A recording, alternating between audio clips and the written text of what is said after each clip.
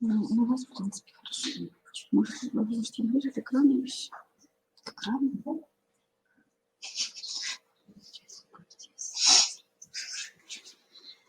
Здравствуйте, уважаемые родители, уважаемые коллеги. Все ли нас слышат, все ли нас видят, как у вас качество связи? Если все хорошо, поставьте, пожалуйста, в чате плюсик, чтобы мы знали, что вы нас слышите, и мы можем начинать нашу встречу.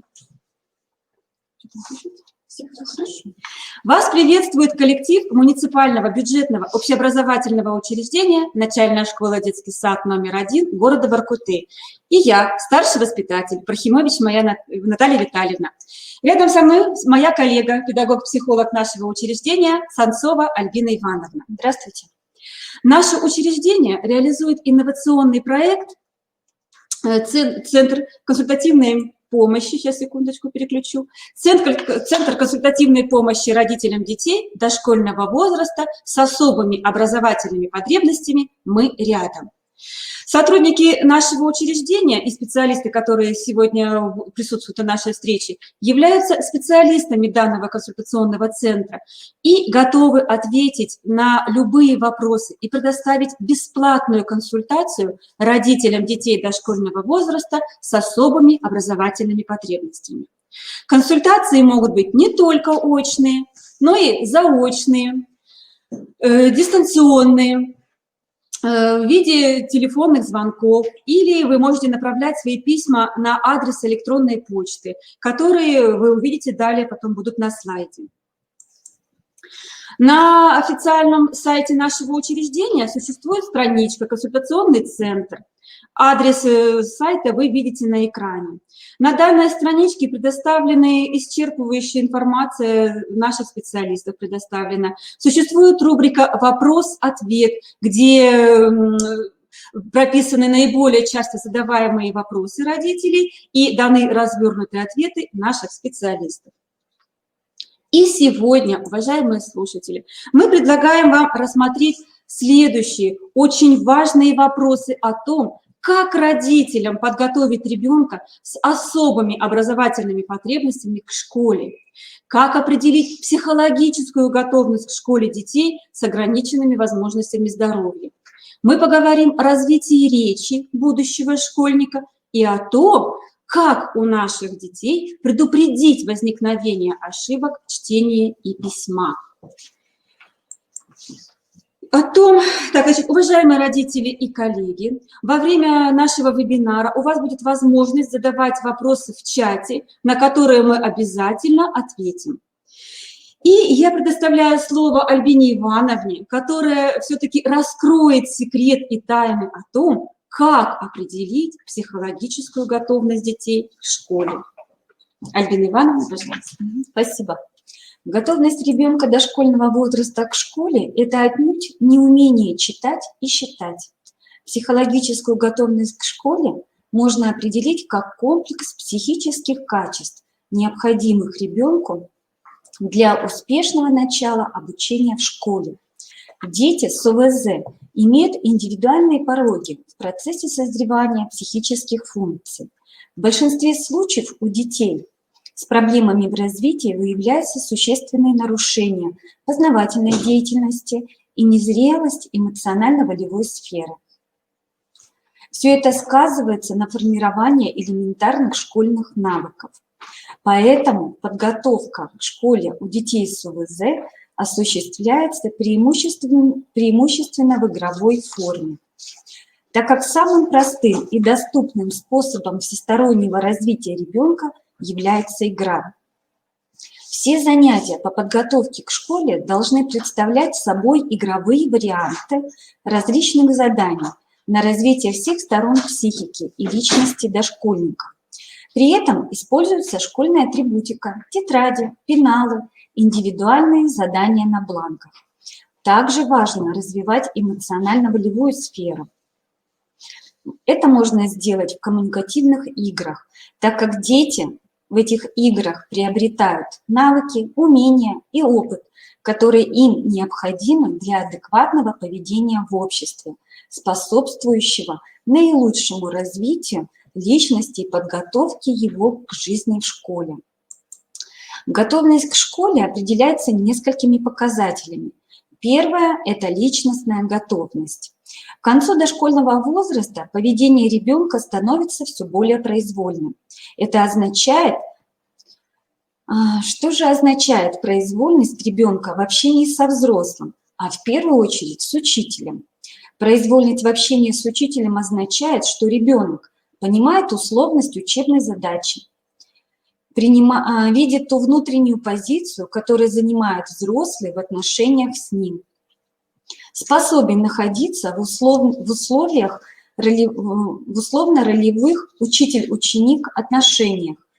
Успешность обучения в начальных классах школы во многом зависит от того, насколько верно дети понимают профессиональную позицию, занимаемую учителем. Без этого невозможно понять истинный смысл происходящего на уроках. Если уровень произвольности низок, то дети не видят за вопросами учителя учебной проблемы, а воспринимают их как повод для непосредственного житейского общения. Такие дети могут прервать учителя вопросом, не относящимся к уроку, назвать учителя не по имени-отчеству, а тетя Таня, и выкрикивать с места. Выявить уровень развития произвольности в общении детей со взрослым можно разными путями. Например, можно использовать игру типа «Запрещенные слова», где дети отвечают на вопросы взрослого, не употребляя каких-то заранее оговоренных слов. Например, «да» и «нет» говорить нельзя. Вы можете задавать ребенку простые вопросы. «Ты любишь шоколад?» «Какого цвета мороженое?» «А кошки живут в воде?» Ответы детей и их поведение во время подобной игры показывают, как ребенок воспринимает в такой ситуации позицию взрослого, как понимает его нелепые вопросы, пытается ли ответить так, чтобы не нарушить правила игры. Дети, психологически не готовые к школе, обычно честно отвечают на любые вопросы взрослого и, соответственно, нарушают правила игры. Они не удерживают во внимании то обстоятельство, что вопросы взрослого носят условный характер, и отвечать на них соответствующим образом. Для них, для таких детей, важна правильность ответа, а не соблюдение игровых правил. Второй компонент – это отношения со сверстниками. Школьная форма обучения носит коллективный характер и предполагает взаимодействие и сотрудничество учащихся в ситуации общей учебной задачи. Если общение ребенка с детьми не отличается особой конфликтностью, если он сравнительно легко устанавливает деловые контакты со сверстниками и относится к ним как к партнерам по игре или совместной деятельности, удерживает во внимании общую для всех участников цель деятельности, то можно с уверенностью сказать о достаточном для школьного обучения уровне развития общения ребенка с другими детьми. А вот если у ребенка не сформированы навыки общения со сверстниками, то ему трудно, например, выслушать ответ одноклассника, продолжить пересказ, начатый другим, адекватно отреагировать на успех или на удачу другого ребенка. Это может проявляться в высмеивании, в громком обсуждении, или могут появиться даже слезы зависти. Определить уровень развития общения ребенка со сверстниками можно в наблюдении за его поведением в детском коллективе, за его совместной с другими детьми деятельностью и игрой. Третий компонент – это отношение к себе. Третий компонент личностной готовности связан с развитием самосознания ребенка, что проявляется, в частности, в изменении его самооценки. Чаще всего дошкольникам свойственна необъективная высокая оценка себя и своих возможностей. «Я самый сильный», «Мой рисунок самый лучший» и так далее. Таковы типичные высказывания дошкольника. Это ведь происходит не от избытка самоуверенности и зазнайства, а является следствием специфики детского самосознания. Не следует бороться с завышенной самооценкой детей, и не надо раньше времени добиваться ее адекватности. Это должно прийти само собой, как результат прохождения ребенком кризиса 7 лет. Узнать, какая самооценка у вашего ребенка, можно с помощью методики Лессинга. Вы можете сказать ребенку: посмотри, на самой низкой ступеньке находятся дети, которые плохо себя ведут, балуются, никому не помогают.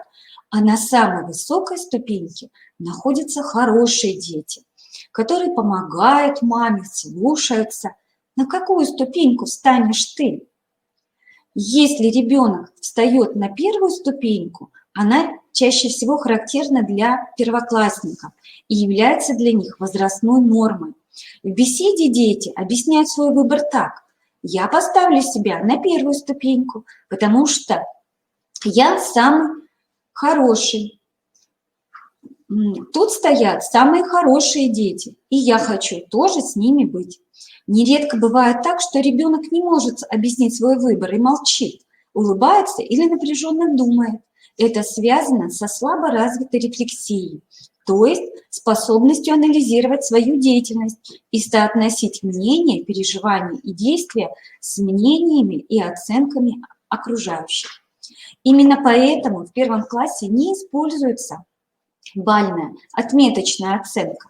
Ведь первоклассник, да и нередко ребята второго класса в подавляющем своем большинстве принимают отметку учителя как отношение к себе. Я хорошая, потому что у меня 5 или звездочка, а я плохая, потому что у меня 3 или синий кирпичик. Если ребенок встает на 2 или 3 ступеньку, то это соответствует адекватной самооценке. У ребенка сформировано положительное отношение к себе. Он умеет оценивать себя и свою деятельность. Я хороший, потому что я помогаю маме. Или я молодец, потому что учусь на одни 5 и люблю читать книжки. Это нормальный вариант развития самооценки. Если ребенок выбирает ступеньку под номером 4, то это соответствует заниженной самооценке. Если выбирает ребенок ступеньку 5 или 6, то это соответствует низкой самооценке. Это свидетельствует о том, что эти дети испытывают дефицит эмоциональной защищенности, поддержки, любви и внимания окружающих и взрослых. Низкая самооценка, сформированная у ребенка на протяжении дошкольного детства, может стать причиной неуспеваемости в школе. Она порождает страх неудачи, а в своем крайнем выражении отказ от попытки вообще что-либо делать. Такие дети, попадая в школу, отказываются отвечать у доски, отказываются писать контрольные работы. Ребенок, скорее всего, готов прослыть лентяем и хулиганом, чем неуспешным в школе. Поэтому забывают дома учебники, тетради и дневники. Следующий компонент – это мотивационная готовность. Можно проверить с помощью следующей методики. Перед вами картинки. Сейчас я буду рассказывать по ним рассказ, а вы можете сказать ребенку: слушай меня внимательно и постарайся запомнить все, что я тебе расскажу. Мальчики и девочки разговаривали о школе. Первый ребенок сказал: я хожу в школу, потому что меня мама заставляет. А если бы не мама, я бы в школу не ходил. Это рисунок номер 1. А второй ребенок сказал: а я хожу в школу, потому что мне нравится учиться, нравится делать уроки. Это рисунок номер 2. А третий сказал: а я хожу в школу, потому что там весело и много ребят, с которыми можно играть. Это соответствует 3-му рисунку. 4-й сказал: я хожу в школу, потому что мне надо учиться. Без учения никакого дела не сделаешь, а выучишься, можешь стать кем захочешь. А 5-й ребенок сказал: когда я в школе, я чувствую себя взрослым, а до школы я был маленьким. 6-й сказал: я хожу в школу, потому что получаю там одни 5. Определить, какой доминирующий мотив учения у детей, можно узнать по их выбору, задав им простой вопрос: а кто же из детей прав? И ребенок должен выбрать номер картинки. Если ребенок выбирает рисунок 1, это соответствует внешнему мотиву.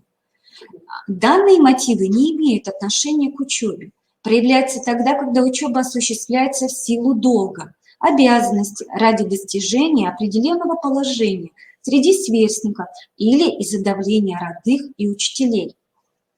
И если ребенок выбирает рисунок номер 2, это соответствует учебному, познавательному мотиву. Для учащихся с познавательным мотивом характерна высокая учебная активность. Они, как правило, не ограничиваются рамками учебной задачи и стремятся больше, задают много вопросов.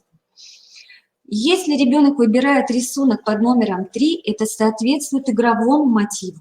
Это отрицательно сказывается на успешности усвоения учебного материала и формировании учебной деятельности. Такие школьники делают на уроке не то, что задано, а то, что им хочется. В тетради пишут не буквы и слова, а рисуют машинки, домики и прочее. И приносят из дома игрушки и играют ими на уроке. Если ребенок выбирает рисунок номер 4, это соответствует позиционному мотиву.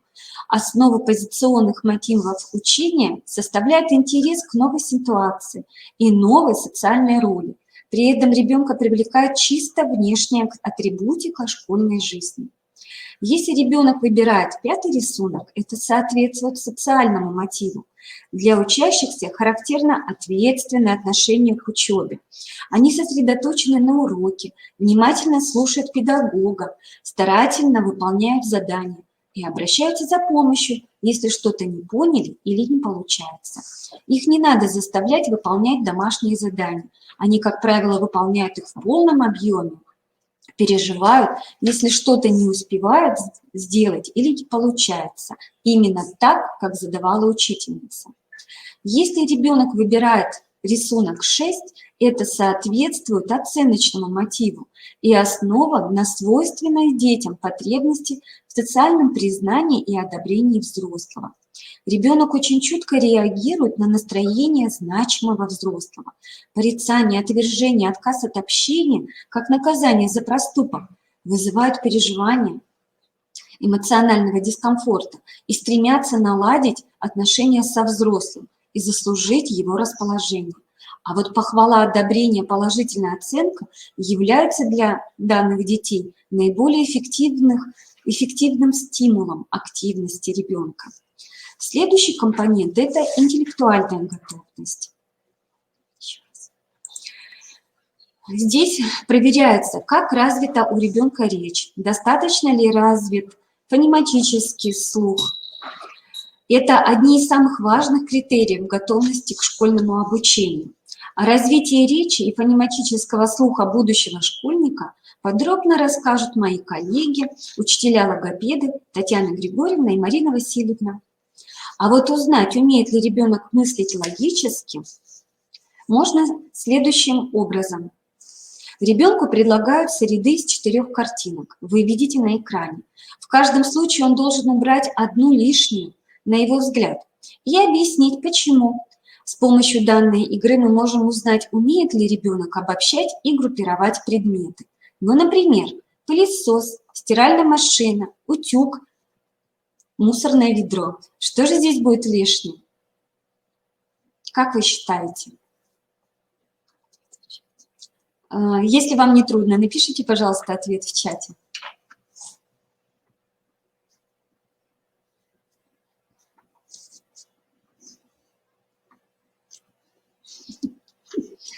Мусорное ведро будет лишним. А вот почему? Потому что все, что представлено выше, правильно, спасибо, Алиса.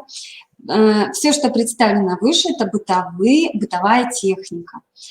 Так, дальше. Игра аналогии поможет родителям определить, насколько у ребенка сформированы основы логического мышления. Можно назвать 3 слова. 2 первых являются парой, и от малыша требуется подобрать пару к 3-му слову по аналогии с первой парой. Ну, например, новогодняя елка и новогодняя игрушка. Дед Мороз и что мы должны выбрать? Напишите, пожалуйста, в чате. Новогодний подарок, снежинка или подарочная коробка. Для Деда Мороза свойственно новогодний подарок. Правильно. Так, дальше. Если у ребенка все эти навыки есть, он легко справится с требованиями школьной программы. А если же нет, то следует отложить букварь и заняться развивающими играми. Все игры и занятия должны быть построены с учетом индивидуальных особенностей каждого ребенка и создавать ситуацию успеха для каждого из них. Работа по формированию готовности к школе у детей с ОВЗ должна проводиться совместно с родителями и специалистами, учителями-дефектологами, логопедами и психологами. Спасибо большое за внимание. Спасибо большое, Альбина Ивановна. А я предоставляю слово учителю-логопеду нашего учреждения Лернер Марине Васильевне, которая подробно расскажет о развитии речи будущего школьника. Здравствуйте, Марина Васильевна, вам слово. Здравствуйте, уважаемые слушатели. Когда ребенку исполнилось 5 или 6 лет, родитель начинает задумываться, а что же дальше? Понятно, что дальше школа. У многих дошкольников с особыми образовательными потребностями словарный запас не соответствует возрасту, не развита связанная речь, нарушен грамматический строй речи. Подготовка в школе ребенка с ОВЗ осуществляется с целью помочь ему на начальной степени обучения, освоить необходимые знания и умения, и навыки, способы учебной работы и адаптироваться к системе обучения. Когда мы должны говорить о готовности ребенка с ОВЗ к школе? Готовность мелкой моторики. Большинство детей с ОВЗ имеют нарушение или недоразвитие мелкой моторики и зрительной координации. Движения рук бывают неловкими, несогласованными, у них часто не выделяется ведущая рука. Дети порой не в состоянии одновременно действовать двумя руками, поэтому у них недостаточно сформированы графические навыки. Развитие мелкой моторики следует начинать с пассивной гимнастики кистей и пальцев рук. Пальчиковая гимнастика позволяет установить тесную связь между речевой функцией и двигательной системой, сформировать правильный захват орудия письма, карандаш. Рекомендуем упражнения «Посоли суп», «Катаем шарик», «Скалочка», «Урожай». Данные упражнения способствуют правильному распределению мышечной нагрузки руки. Работа над звукопроизношением. Детям с ОВЗ необходимо обратиться к логопеду, который поможет исправить неправильное произношение звуков, научит различать и воспроизводить отдельные звуковые элементы речи, удерживать в памяти воспринимаемый на слух материал, слышать звучание чужой и собственной речи и исправлять свои ошибки. Для того, чтобы научить ребенка хорошему, качественному произношению, родителям стоит обратить внимание на артикуляционную гимнастику. Артикуляционные упражнения повышают подвижность органов речи, увеличивают силу их движения, а также помогают ребенку запомнить правильное положение языка и губ. С помощью артикуляционной гимнастики формируется правильное автоматическое произношение. Чтение. Подготовка к обучению грамоте производится исключительно на материале звуков, правильно произносимых ребенком. Основной единицей обучения в это время является отдельный звук и звук, выделенный из слова. Вы можете поиграть с ребенком в слова. Пусть он назовет окружающие предметы, начинающиеся на определенный звук. Можно играть в испорченный телефон и раскладывать слова по звукам. И, конечно, не забывайте читать. Выбирайте книжку с увлекательным сюжетом, чтобы ребенку хотелось узнать, что же дальше. Пусть он и сам прочитает несложные фразы или слоги. Разговорная речь. При подготовке детей к школе особое внимание уделяется формированию связанной речи.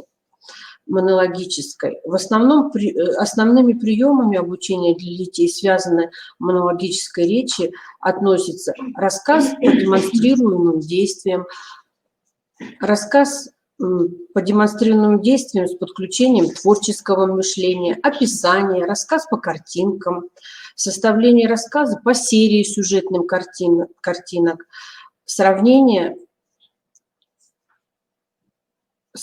описание картинок, пересказ. Обсуждая прочитанное, учите ребенка ясно выражать свои мысли, иначе у него будут проблемы с устным ответом. Когда спрашиваете его о чем-нибудь, не довольствуйтесь ответом «да» или «нет». Уточняйте, почему он так думает, помогайте довести свою мысль до конца. Приучайте последовательно рассказывать о произошедших событиях и анализируйте их. Игра. Ребенок загадывает какой-нибудь предмет и описывает его. Взрослый должен отгадать это слово. Тот, кто загадывает слово, должен как можно яснее описать задаваемый предмет. Можно поиграть с мячом в такие игры, как антонимы: черный-белый, съедобное-несъедобное, одушевленное-неодушевленное. Нарушение речи у детей с ограниченными возможностями здоровья создает дополнительные трудности в их социальной адаптации и установлении взаимоотношений с окружающими людьми. Однако это не значит, что эти трудности непреодолимы. Несколько советов при занятии с ребенком дома. Следите, чтобы нагрузка для ребенка была не чрезмерной.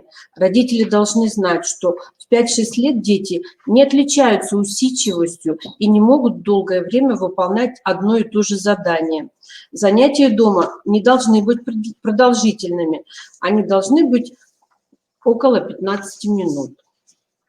Во время занятия не стойте над душой.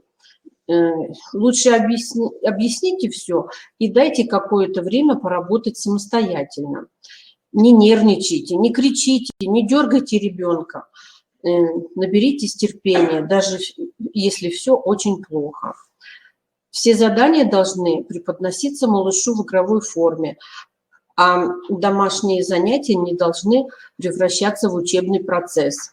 Занимайтесь систематически, но не в позднее время.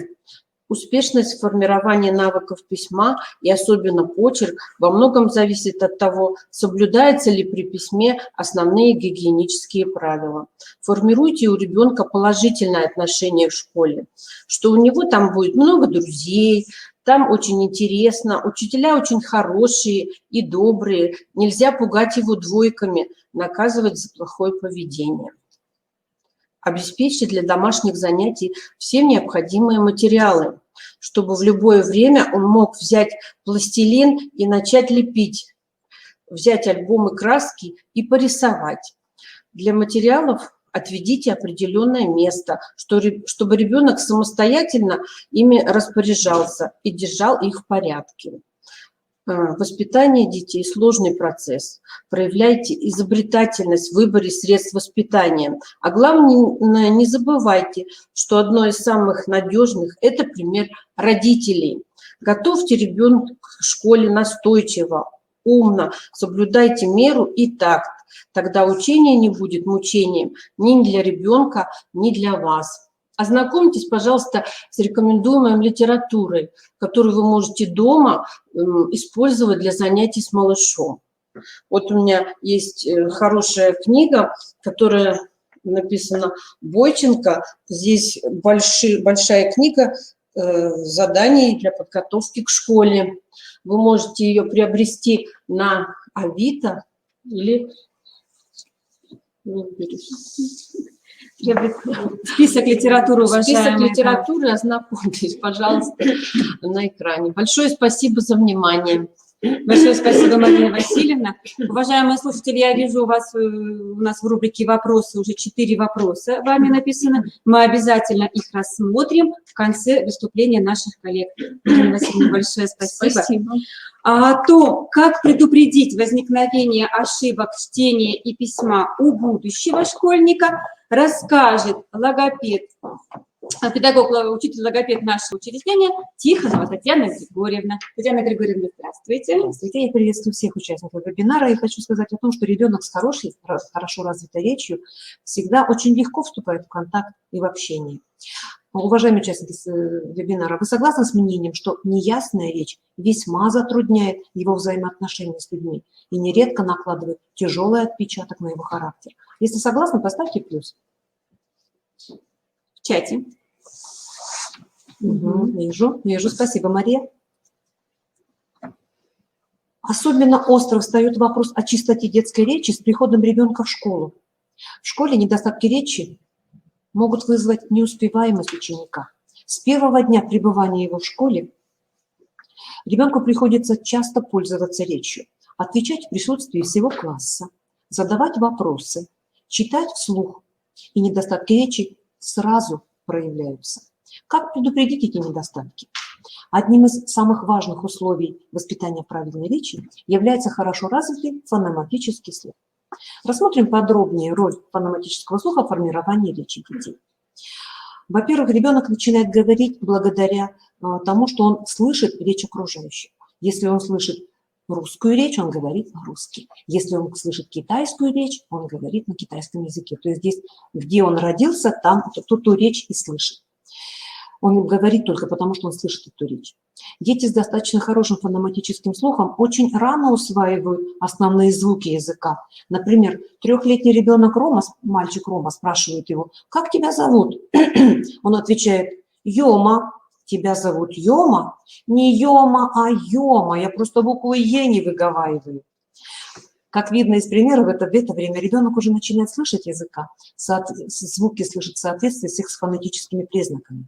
И самое главное, он способен различать правильно и неправильно произносимые звуки. В возрасте 5-6 лет уже довольно высокий уровень развития фонематического слуха. Дети правильно произносят звуки языка, у них формируются тонкие дифференциации звуковых образов. Недостаточное же развитие фонематического слуха тормозит процесс звукообразования у детей, и звуки формируются долго, поздно и, как правило, искаженно. Какова же роль хорошо развитого фонематического слуха? Чем выше уровень развития фонематического слуха, тем быстрее проходит становление фонетической стороны речи, то есть звукопроизношения. От степени развития фонематического слуха зависит формирование лексико-грамматических средств языка. И снижение фонематического слуха негативно отражается на формировании навыков письма и чтения. Исследования ученых, а особенно профессора Розы Евгеньевны Левиной и группы ученых, показали, что в письменных работах учащихся начальных школ есть специфические ошибки на письме, и обусловлены они недостатком фонематического слуха. Это, как правило, 2 большие группы ошибок. Это замены букв, потому что ребенок не слышит звуки, и сокращение. Например, вместо длинного слога «воспитательница» могут писать «питательница». Обратите внимание на работу ребенка. Прочитайте, пожалуйста, текст и посмотрите эту работу.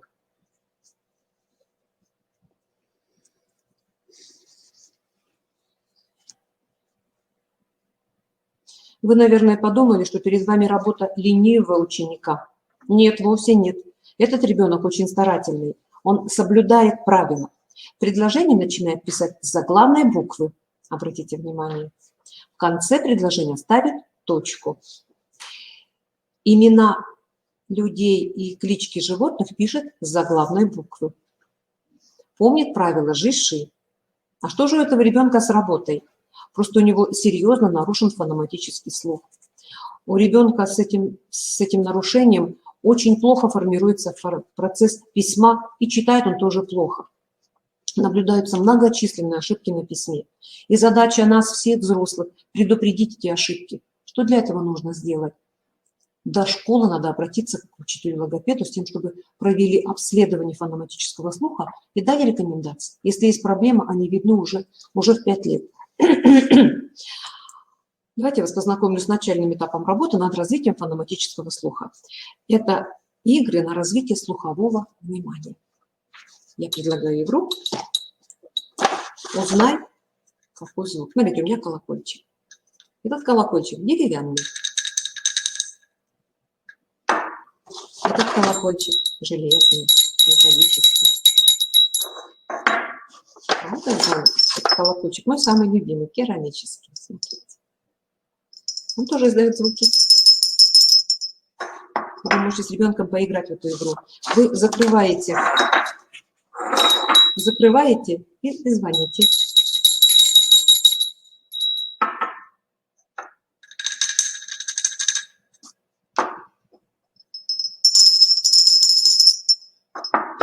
Дети обычно охотно играют в эту игру, потому что им нравится угадывать.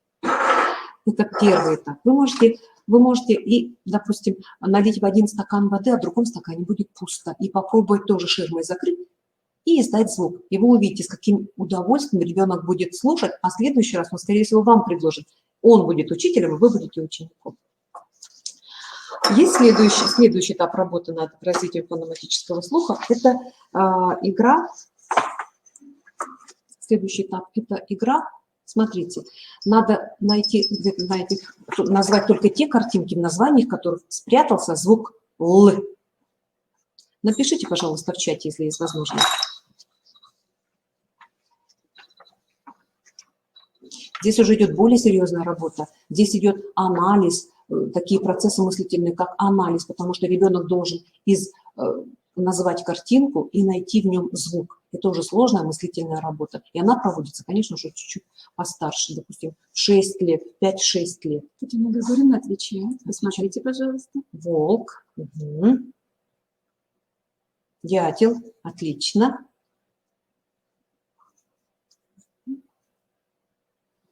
Так, еще. Угу.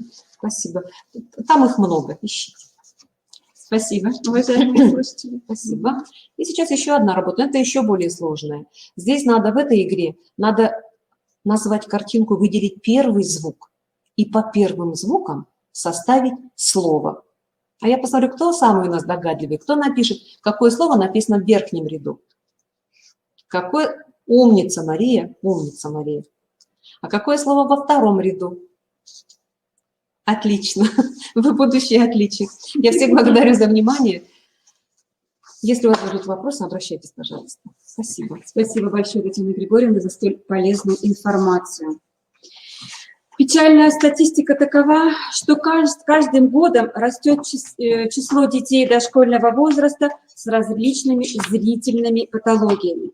Об особенностях подготовки ребенка с нарушением зрения к школе расскажет Марина Геннадьевна Сирая, инструктор по физической культуре нашего учреждения. Здравствуйте, Наталья Витальевна. Здравствуйте, уважаемые зрители. Поступление в школу – это испытание для всего детского организма и в первую очередь для зрения. Поэтому от родителей и от педагогов школы зависит, чтобы переход на дальнейший этап обучения отрицательно не повлиял на состояние зрительных функций ребенка. Хочется отметить особенности обучения детей, имеющих нарушение зрения.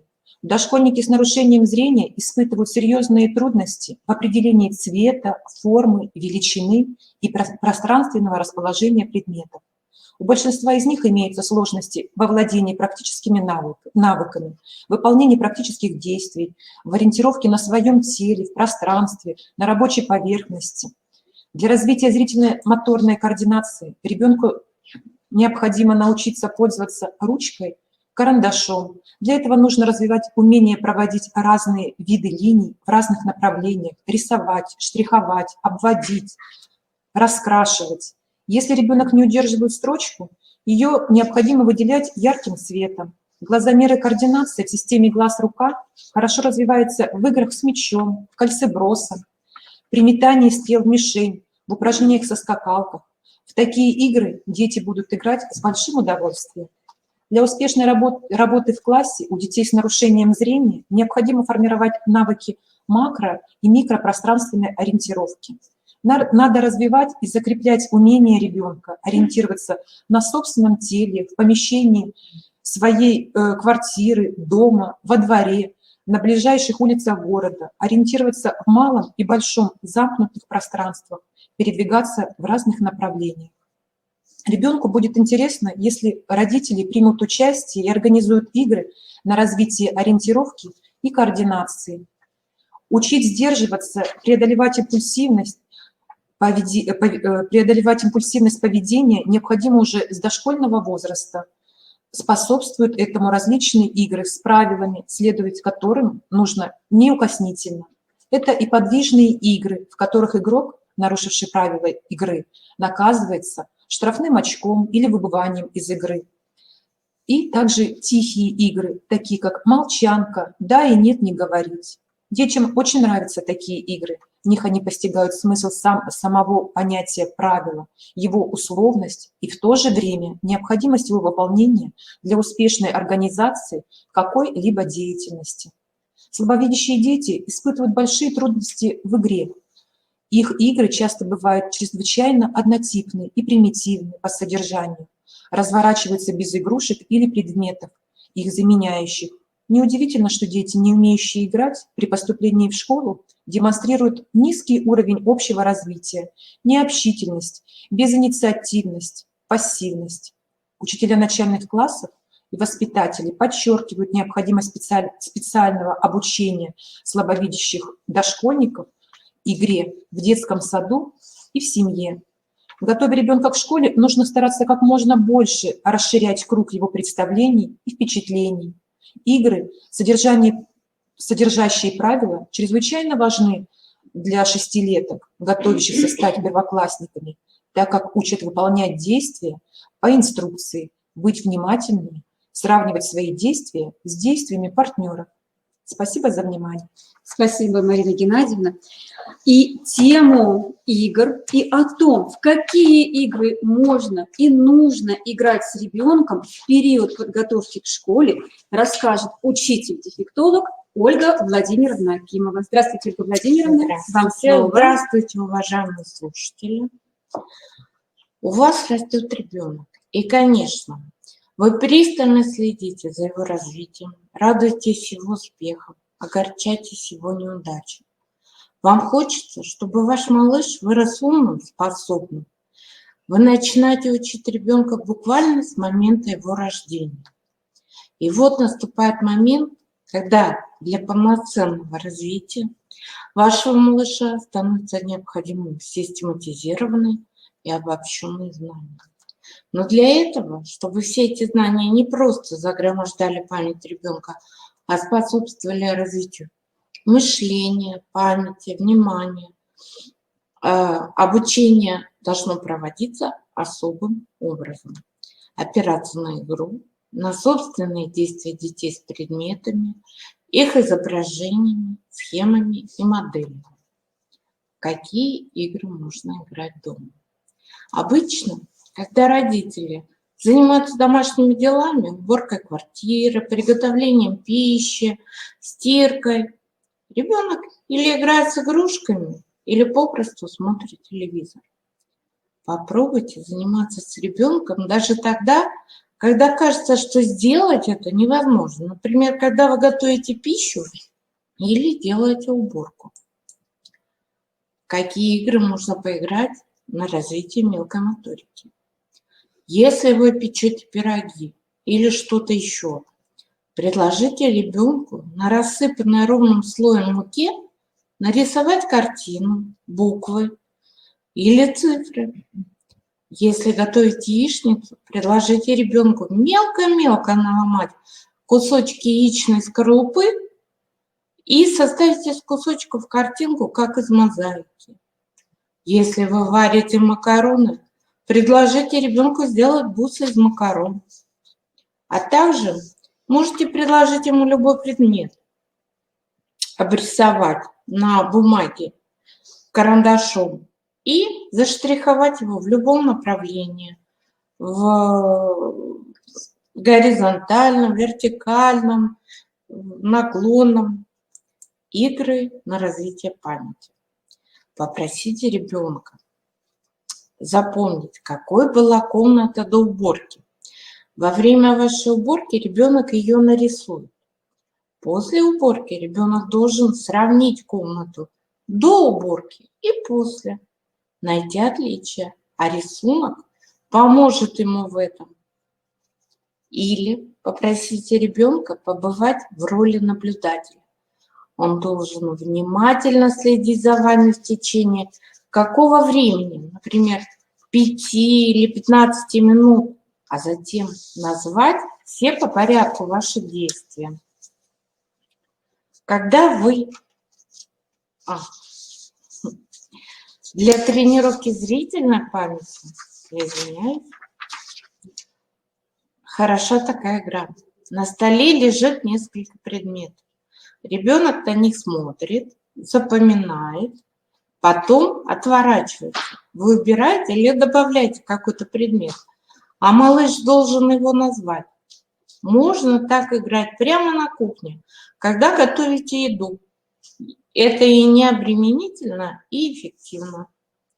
Для развития памяти также нужно пересказывать сказки, стихи, которые вы читаете ребенку, рассказывать вечером, какие звуки, предметы, запахи он слышал, видел, ощущал за день или за какой промежуток времени, например, пока ужинал.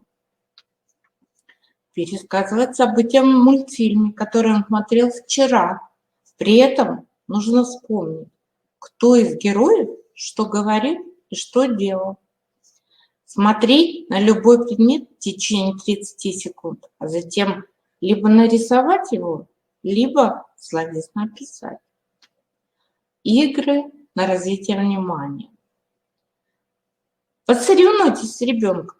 Вы ищете предметы, начинающиеся на букву «П» или другую, на кухне, а он в комнате. Делая уборку в комнате или готовя пищу, можно сыграть такую игру. Вы называете любые слова, читайте стихотворение или сказку, или поете песню, а ребенок должен хлопнуть в ладоши каждый раз, когда встретится слово, начинающееся на букву «М». Для развития внимания также нужно учить ребенка выполнять несколько дел одновременно. Слушать и рассматривать иллюстрации. Читать и слушать, слушать и рисовать. Вот, например, такое интересное задание. Рассмотри внимательно нарисованную картинку. Пока ты ее будешь рассматривать, я буду читать стихотворение. Слушай внимательно. Всем известно стихотворение из Федорина «Горе». Допустим, отрывок. Скачет сито по полям, а корыто по лугам. За лопатой метла вдоль по улице пошла, топоры, так и сыплются с горы. Испугалась коза, растопырила глаза. Что такое? Почему? Ничего я не пойму. Когда закончите читать стихотворение, закройте картинку и задайте ребенку следующий вопрос. А кто был на горке? Кто был под горкой? Что делала девочка в песочнице? Кто качался на качелях? Какое время года на картинке? А какие предметы перечислены в стихотворении? Кто испугался и растопырил глаза? Чем больше ребенок даст правильных ответов, тем лучше у него развито внимание. Следующее задание для ребенка – раскрась картинку. Дайте ему любую картинку, которую можете раскрасить. Пока ты будешь ее раскрашивать, я буду читать тебе сказку. Можно выбрать любую сказку. Слушай внимательно. После прочтения сказки задайте ребенку вопросы по картинке. Нужно, конечно, обосновать выбор цветов и по сказке, как в предыдущем задании. Кто изображен на картинке, какое время суток на картинке, из чего сделан парус, и так далее. Игры развития мышления. Для того, чтобы оба полушария мозга работали слаженно, нужны следующие упражнения. Приучить обмениваться информацией левое полушарие. Оно отвечает за умение писать, читать, говорить, и тому подобное. С правым, соответственно, заобразное мышление, пространственное соотношение, эмоциональность, и прочее. Можно с помощью нехитрых приемов. Например, пусть ребенок угадывает фигуры. буквы, которые вы рисуете на его спинке. Только пишите не по центру, а слева или справа. Или на ладошках. Можно показать самые разные фигуры из пальцев. И малыш должен повторять сначала одной рукой, потом другой. И пусть не подглядывает. Игры на развитие пространственных представлений. Такая игра. Найди предмет. Играть в эту игру можно в любом помещении. Например, опять же, когда вы убираетесь в комнате, вы загадываете предмет. Ребенок должен его найти, выполняя ваши команды. Например, шаг вперед, шаг влево, посмотри вниз и так далее. Затем ребенок загадывает предмет, а вы находите, выполняя команды ребенка. Игра «Найди предмет» по плану. Для этой игры необходимо нарисовать план комнаты, в которой вы будете играть. Один из игроков прячет в комнате предмет и указывает каким-либо условным знаком на плане. Второй игрок должен, руководствуясь только планом комнаты, найти спрятанный предмет. Учите ребенка видеть свои преимущества. Говорите ему чаще о том, какой он у вас замечательный, как вы его любите. Избегайте сравнений его с другими детьми. Не говорите ему, когда у него что-то не получается, что он ничего не умеет и ни на что не способен. Удачи вам и вашим детям.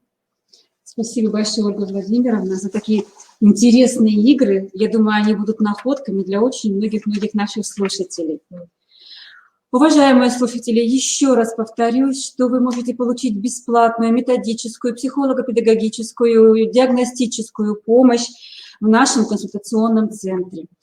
Все реквизиты центра вы видите на экране. Уважаемые родители и коллеги, наша встреча подошла к концу. Нам хочется надеяться, что мы смогли вам помочь найти ответ на такой важный вопрос о том, как в семье подготовить ребенка к школе, какие трудности для этого надо преодолеть, чтобы ваш малыш был самым успешным, самым умным и самым-самым-самым. Мы просим оценить значимость для вас, уважаемые слушатели, услышанной сегодня информации по 10-бальной шкале. И свою оценку, пожалуйста, поставьте в чате. Мы будем очень благодарны, если вы еще напишите несколько слов отзывов. И пока вы оцениваете нашу работу, мы сейчас посмотрим вопросы, которые были заданы нам на страничке. Так. Спасибо большое. Нам желают удачи, благодарят. Очень приятно за ваши отзывы. Что у нас там происходит? Спасибо большое, уважаемые коллеги, уважаемые родители, слушатели. Мы надеемся на дальнейшие встречи с вами. Мы очень благодарны вам за обратную связь. Правда, уважаемые коллеги? Да. Очень приятно, когда специалист выступает, и видно, что его слышат, что отвечают на его вопросы. Мы желаем вам, вашим здоровьем, семьям здоровья в такое непростое время. Самое главное, будьте здоровы, пускай ваши дети будут здоровы. Берегите себя и до новых встреч. До свидания. До свидания. Всего доброго.